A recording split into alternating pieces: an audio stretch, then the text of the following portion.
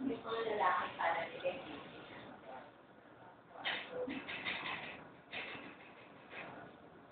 Kapag isip sila ng isip, kasi naniwala sila ng sabi ko, baka maging kamuha ni Samuel ko kasi lalo sinakagapitan mo. Nagbutis ako.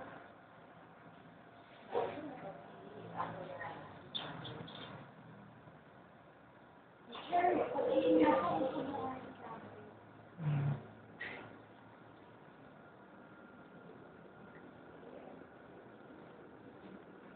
Ewan ko, hindi naman yun ang LG.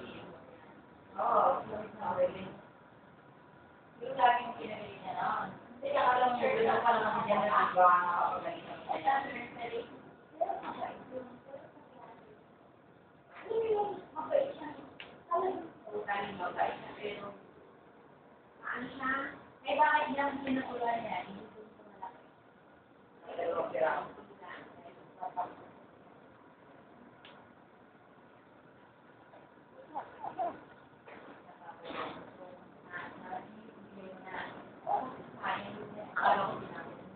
Kasi, yung pinaka-importante sa lahat na ito, yung pagkasipan nga namin.